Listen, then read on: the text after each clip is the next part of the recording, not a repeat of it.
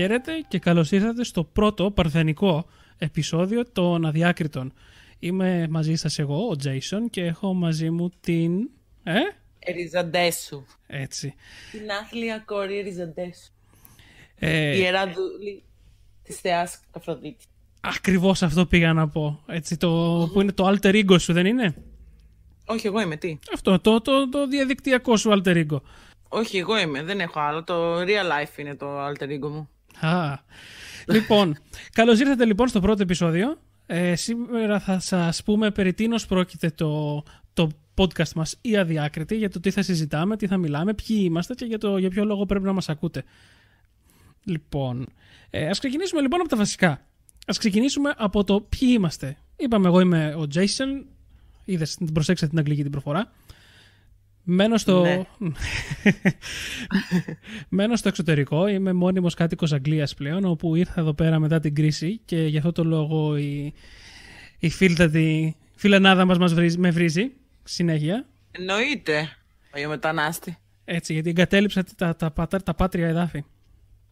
Όχι, εγκατάλειψες εμάς, τους υπόλοιπους Έλληνες. Έτσι. Αυτά λοιπόν, από ό,τι καταλαβαίνετε, θα είναι ένα από τα πράγματα που σίγουρα θα συζητήσουμε στα επόμενα επεισόδια. Και σίγουρα θα διαφωνήσουμε. Μην το λες. Δεν ξέρεις. Δεν ξέρω. Αυτό δεν λοιπόν, ξέρω. να μείνετε να μας ακούσετε για να μάθετε αν διαφωνήσαμε ή όχι. Ναι. Μένω στο Nottingham, όπου ασχολούμαι επαγγελματικά με το digital marketing, εξού και γι' αυτό θα βλέπετε τις διαφημίσεις μας παντού. Αν σας σπαμάρουμε, λυπάμαι, δεν λυπάμαι. Γιατί σπαρμάρω, άρα υπάρχω. Ακριβώς έτσι. Μερικοί λένε ότι για να πας μπροστά στο ίντερνετ πρέπει να πληρώσεις, και συμφωνώ, και γι' αυτό λοιπόν θα βλέπετε τις διαφημίσεις μας παντού και πάντα. Εγώ πάλι πιστεύω ότι με σεξουαλικές χάρες μπορείς να προχωρήσεις πολύ καλά στο ίντερνετ. Πώς? Δεν μπορώ να πω όλα τα μυστικά από την πρώτη εκπομπή. Να στη δουλειά, in real life και τα λοιπά, να το καταλάβω μέσω ίντερνετ πώς. Αφού καταρχάς... Δεν θα μοιράσω τα μυστικά μου μαζί σου ακόμα. Μα καταρχάς είναι γνωστό ότι στο ίντερνετ υπάρχουν μόνο άντρες και πράκτορες του FBI. Ναι, αλλά που και που κρύβονται και μικρές νεράιδες. Νεράιδες. Σεξουαλικά υπονοούμενα, καταλαβαίνω εγώ, νεράιδες. Στις Κούκλες στην Αθήνα, εκεί έχει πολλές νεράιδες. Λοιπόν, για πες μας και εσύ λοιπόν για τον εαυτό σου μερικά πράγματα. Λοιπόν, γεια σας. Καλώς ήρθατε στην παρθενική μας εκπομπή. Είμαστε οι Αδιάκριτοι. Εγώ είμαι η άθλια κόρη Ριζαντέσου, η πρώτη εκπρόσωπος της θεάς Αφροδίτης στην Ελλάδα. Η θεά Αφροδίτη είναι η μόνη και μία αληθινή θεά και η μόνη θεά με δική της σελίδα στο Facebook. Βασικά εδώ πέρα... Συγγνώμη, ορίστε. Εδώ να πω ότι υπάρχει άλλη μία θεά στην Ελλάδα. Ποια? Και είναι δήμαρχος Μαραθώνα. Δεν ξέρω, φίλε, εγώ από το βορρά είμαι. Δήμαρχος Μαραθώνα είναι η θεά Ψινάκης. Σε παρακαλώ. Άλλη οντότητα εκείνη. Διαφορετικής θεότητας. Ναι, δεν είναι αληθινή θεότητα. Μάλιστα. Για πες μας λοιπόν. Ναι. Συγγνώμη. Είμαι blogger, είμαι πόντια, είμαι μια ιντερνετική οντότητα. Κυκλοφορώ στο διαδίκτυο από το 2006. Έχω υπάρξει και ως η πριγκίπισσα των Οτάκου. Τίτλος που μου δόθηκε φυσικά από μένα. Εδώ είναι πολύ ενδιαφέρον να αναφέρουμε κιόλας ότι έτσι ξεκίνησε η επικοινωνία μας, έτσι, επειδή ανέφερες Οτάκου. Είναι επειδή έχεις μια ιδιαίτερη αγάπη με την Ιαπωνία, σωστά? Και βλέπεις που πάει αυτό. Αυτό ναι, ας μην το δηλώνουμε από νωρίς. Το weakness μας. Μετά τη Σοκράτια γνωριμία μου με τον Jason, αποφάσισα να πειραματιστώ κι εγώ με το podcast. Λίγο πριν απογειώσω την καριέρα μου ως YouTuber, που στο μελλοντικό μου κανάλι θα μαγειρεύω κρεμασμένη ανάποδα ποντιακά φαγητά, μιλώντας ιαπωνικά. Κάτι καθημερινό πιστεύω. Θα πιάσει. Ακριβώς. Και έτσι λοιπόν, κάπως έτσι γεννήθηκαν οι Αδιάκριτοι. Στους Αδιάκριτους θα μιλάμε για διάφορα θέματα καθημερινότητας και όχι. Θα έχουμε αρκετούς ενδιαφέροντους καλεσμένους επίσης να συζητάμε μαζί τους για την καριέρα τους, το τι τους αρέσει, τι δεν τους αρέσει και διάφορα άλλα τέτοια θέματα. Εγώ προσωπικά δεν έχω ιδέα τι θα κάνουμε, αλλά είμαι σίγουρη πως κάποια στιγμή θα κατακτήσουμε την ανθρωπότητα. Στην τελική πάντα τα πιο διασκεδαστικά πράγματα γίνονται τυχαία. Ακριβώς. Είναι στο κάτω-κάτω της υπόθεσης. Είναι όπως έχεις πάει ποτέ σε καφέ και να κάθεσαι με τους φίλους σου και έχεις κάποια στιγμή εκεί πέρα μια στιγμή ησυχίας, δεν με συζητάτε κάτι. Απολαμβάνετε τον καφέ σας. Και η κουβέντα των δίπλα είναι ό,τι πιο ενδιαφέρον έχεις ακούσει ποτέ. Μιλάς για τις ιερές δούλες που όταν γίνεται αυτό, σίγουρα όποια διαφωνεί θα την πει στην άλλη παρέα και θα ξεκινήσει μια φασαρία. Ακριβώς. Είμαστε κορίτσια, εμείς οι άθλες κόρες. Ακριβώς. Ο ρόλος μας λοιπόν, ο ρόλος αυτού του podcast είναι να είναι η κουβέντα της παρέας δίπλα. Έτσι, όποιος διαφωνεί με εσάς θα μας αφήνετε comment, θα μας στείλετε emails και θα επικοινωνείτε μαζί μας και θα διαφωνείτε μαζί μας. Και έτσι φυσικά εμείς θα σας απαντάμε και θα σας βρίζουμε και θα σας κράζουμε γιατί εμείς δεν έχουμε δίκιο πάντα. Και φυσικά. Έτσι. Ξέρεις τι γίνεται όταν δεν έχουμε δίκιο. Έχουμε δίκιο, δεν υπάρχει άλλη. Πάλι δίκιο. Εννοείται. Το κάνουμε επίτηδες για να τους τεστάρουμε, για να δούμε αν το καταλάβουν. Αλλά ότι έχουμε δίκιο, έχουμε δίκιο. Λοιπόν, αυτό ακριβώς. Και ουσιαστικά θέλουμε να είμαστε η παρέα δίπλα. Θέλετε να δουλεύετε, θέλετε να. Ό,τι δουλειά θα μας βάζετε, θα μας ακούτε στο background και θα εφραίνετε η καρδία σας. Ναι, ελπίζω να διασκεδάζετε με την ανυπετίδευτη γαματοσύνη μας. Έτσι, ακριβώς. Εξού και το αδιάκριτη, γιατί θα συζητάμε για πολλά αδιάκριτα πράγματα. Τα οποία... Ή θα συζητάμε αδιάκριτα. Έτσι. Δεν θα μπορούν να ξεχωρίζουν τι λέμε. Ακριβώς. Δεν θέλω να πω πολλά, αλλά ας πούμε για παράδειγμα έχουμε σκοπό να κάνουμε και εκπομπές στις οποίες θα τις λέμε μεθολογίες. Μεθολογίες. Ναι, μου αρέσει. Έτσι.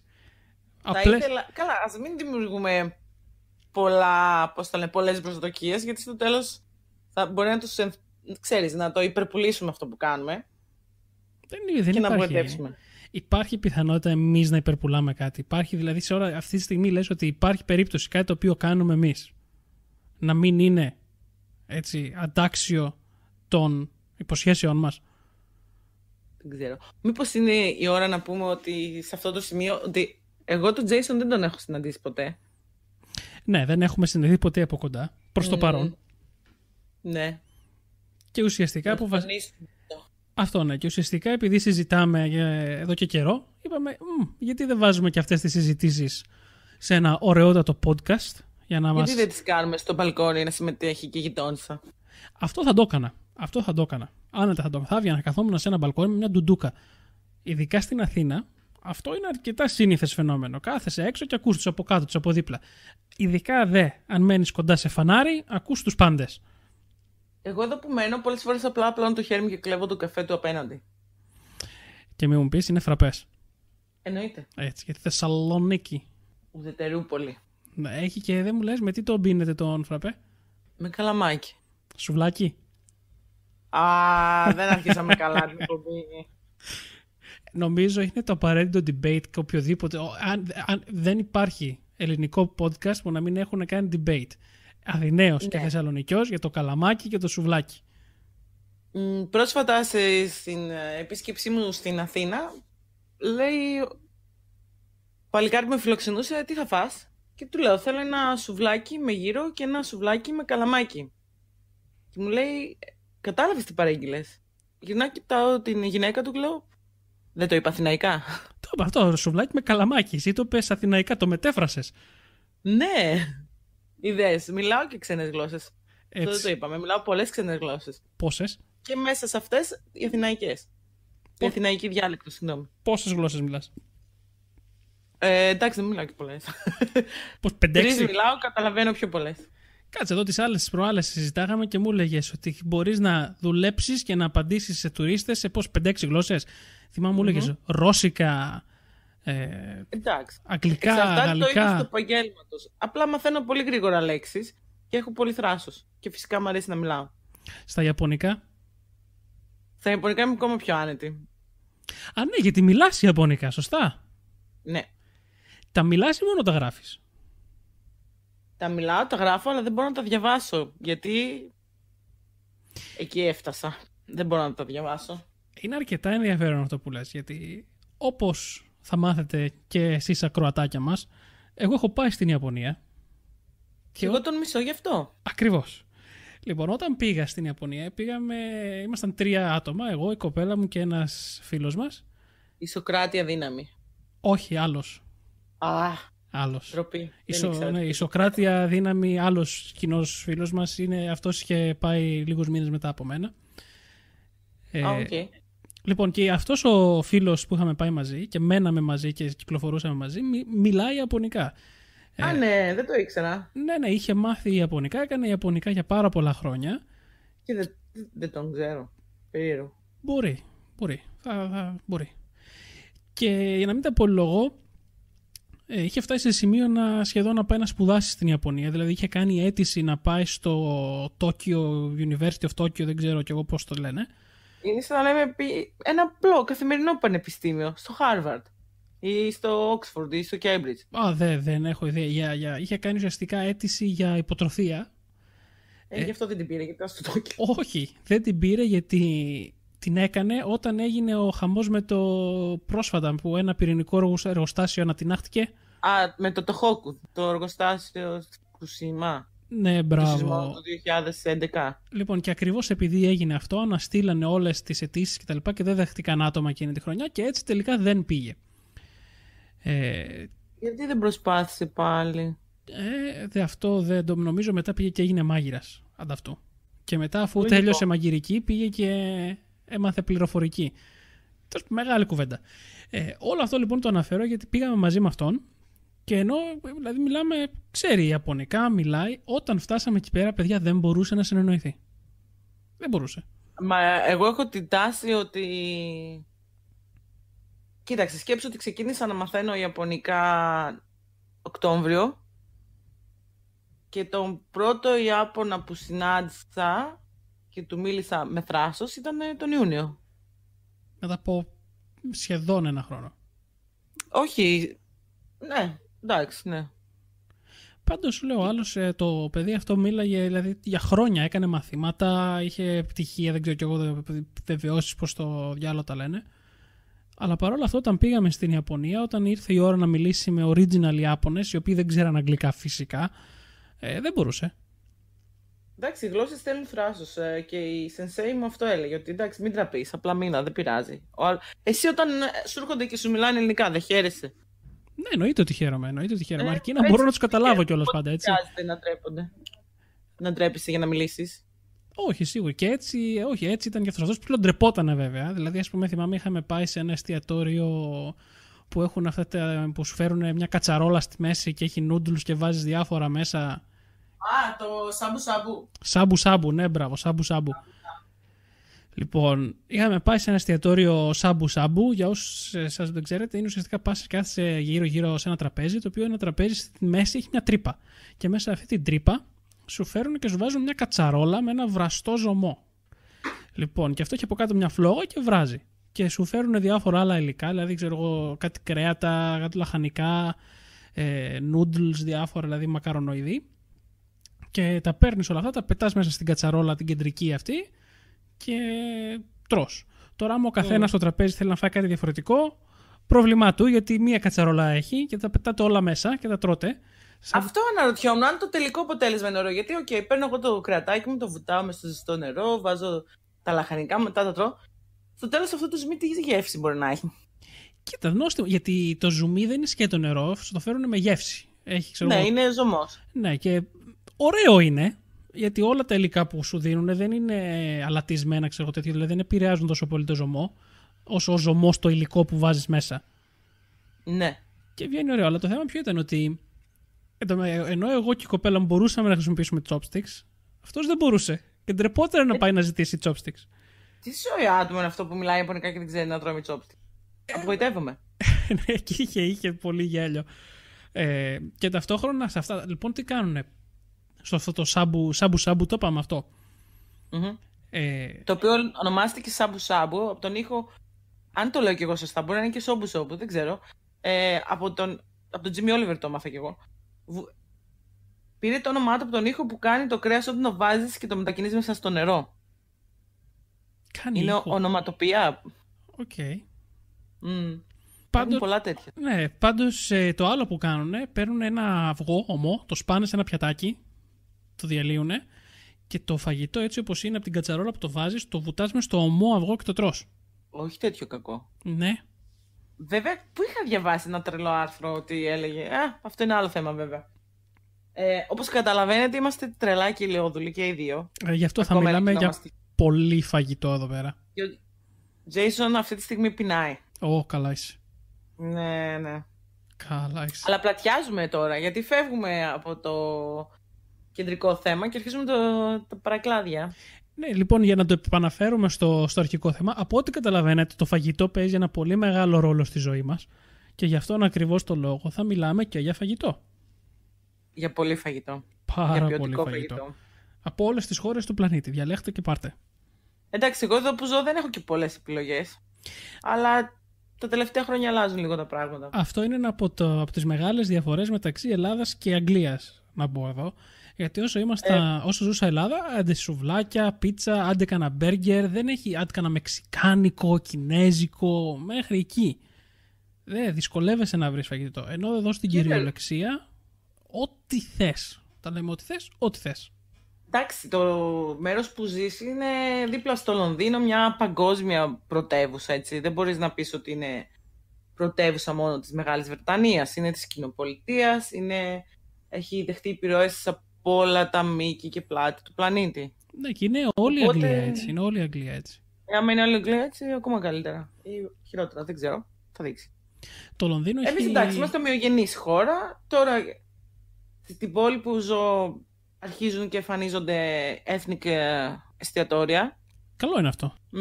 Έτσι πρέπει. Αλλά ναι, στο Λονδίνο έχει πάρα πολλές επιλογές. Δηλαδή έχεις 400 διαφορετικά ιαπωνικά εστιατόρια και 800 κινέζικα και 2.500 μπριζολάδικα. Έχει δηλαδή πάρα πολύ μεγάλη ποικιλία. Ενώ εδώ στις πιο μικρές πόλεις, όπως αυτή που είμαι εγώ, είναι λίγο πιο limited οι επιλογές σου, αλλά και πάλι έχουμε δηλαδή και ιαπωνικό, traditional ιαπωνικό εστιατόριο έχουμε, νομίζω 2, όπου το έχουν Ιάπωνες. Είναι ωραίο φαγητό. Γι' αυτό έχουμε ασιατικό market, το οποίο δεν υπάρχει στην Ελλάδα. Για να βρεις ασιατικό market δεν υπάρχουν. Πρέπει να πας στο Düsseldorf. Υπάρχουν ασιατικά market στην Ελλάδα. Άνοιξε κάποια, ιδίω στην Αθήνα, και εδώ έχουμε ασιατικό, αλλά από την άποψη όχι ασιατικό. Είναι αράβικο. Το έχει ο φίλος μου Αλή. Αλλά έχουμε και το υπερδιάσημο μπακάλικο της Θεσσαλονίκης, που όλο το υπόγειο είναι ασιατικά προϊόντα. Αυτά τα... Παίρνεις το ίδιο προϊόν που θα αγόραζες 6 ευρώ στο Düsseldorf, εδώ το αγοράζεις 12. Καλά, αυτό το κάνουν όλα τα μαγαζάκια αυτά. Γιατί και εδώ πέρα στην Αγγλία, όταν πας να αγοράσεις ελληνικό προϊόν για να αγοράσεις εγώ ένα τσουρέκι για το Πάσχα, θα το πληρώσω 20 ευρώ στην καλύτερη. Έχει και καλά να πάθεις αφού δεν έκατσες να κάνεις τσουρέκι. Όχι, θα κάνω. Απλά θέλω να σου πω ότι για κάποιον ο οποίος δεν μπορεί να κάνει. Για κάποιον ο οποίος δεν μπορεί να κάνει, τότε ναι, πρέπει να πληρώσεις. Το άλλο που μου έχει λείψει από την Ελλάδα είναι τα λουκάνικα. Τα λουκάνικα τους παιδιά εδώ πέρα δεν τρώγονται. Σήμερα στις ειδήσεις έδειξε ότι στην Θεσσαλονίκη πνίγηκε ένα παιδάκι 12 χρονών, το οποίο για κάποιο λόγο ξύπνησε 5 ώρα το πρωί και έφεγε ένα λουκάνικο. Πνίγηκε. Κακό, άσχημο νέο, αλλά δεν μπορώ να μην γελάσω λίγο. Δηλαδή, εγώ σκεφτόμουν, είναι δυνατόν κανένας δεν ήξερε να κάνει τη μανούβρα Heimlich, έτσι δεν λέγεται? Heimlich, ναι. Και πάλι 5 ώρα το πρωί να ξυπνάς και να τρως λουκάνικο. Άμα ήταν κανένα χοντρό κιλόδουλο παιδάκι. Ζαμπόν, κάτι άλλο. Λουκάνικο. Λουκάνικο. Μπορεί να μην ήταν χωριάτικο. Μπορεί να τα έχει ετοιμάσει η μαμά του, να ήταν εκείνα τα μικρά τα. Άστε τώρα τη συζήτηση κι εσύ. Το κάνω και εγώ το κάνω αυτό. Ειδικά, ας πούμε, τι κάνουμε, μαγειρεύουμε εδώ πέρα και να έχουμε φαγητό 2-3 μέρες. Δεν μας κρατάει ποτέ 2-3 μέρες. Γιατί... Εννοείται, γιατί είναι στην κατσαρόλα και σε φωνάζει. Αυτό. Ακριβώς. Φάε. Μην με αφήσεις για αύριο, μην με πάρεις στη δουλειά. Αυτό. Θέλω να μπω μέσα τώρα. Ακριβώς έτσι. Όσο το μαγειρεύεις, τρως το 1/4 για να σιγουρευτείς ότι είναι ωραίο, δηλαδή, όχι τίποτα άλλο. Μετά τρως άλλο 1/4, πάει δηλαδή το μισό, γιατί είναι το κυρίως πιάτο σου. Μετά το βράδυ να μην πας να τσιμπήσεις άλλο λίγο γιατί σ' άρεσε. Να φας άλλο λίγο ένα κάτι, ένα αυτό. Πάει μετά το φαγητό. Και μένεις νηστικός και πρέπει να ξαναμαγειρεύεις. Ναι. Λοιπόν, αυτά νομίζω ότι ναι, επειδή πλατιάζουμε. θέλαμε απλά να σας δώσουμε, από ό,τι ελπίζω να καταλάβατε περί τίνος λοιπόν θα πρόκειται το «Η Αδιάκριτη», και στα επόμενα επεισόδια θα έχουμε πιο συγκεκριμένη θεματολογία φυσικά. Θα συζητάμε συγκεκριμένα θέματα. Ή θα προσπαθήσουμε. Ναι, ή θα προσπαθήσουμε. Και φυσικά τα σχόλιά σας είναι πάντα ευπρόσδεκτα. Θα τα μπορείτε να τα αφήνετε και στο YouTube και σύντομα στο website μας. Και αναμένουμε να ακούσουμε τη γνώμη σας και φυσικά τα αγαπημένα σας φαγητά και τις αγαπημένες συνταγές, γιατί αυτά τα θέλω. Και φυσικά θα κλείνουμε με κάποιες αδιάκριτες ερωτήσεις που θα θέλαμε και εσείς πολύ ξεδιάντροπα να απαντήσετε. Ναι, ας πούμε, πότε πήγατε τελευταία φορά τουαλέτα? Θα κάνουμε αδιάκριτες ερωτήσεις ενήλικες, όχι 12χρονο. Οκ, για κάνε μία. Πόσο μεγάλη την έχεις? Και κάπου εδώ πέρα λοιπόν τελειώνει αυτό το επεισόδιο και θα σας δούμε. Πάλι θα μας ακούσετε σύντομα στο επόμενο. Σας ευχαριστούμε πάρα πολύ και να έχετε ευχαριστούμε πολύ. Απίστευτο απόγευμα.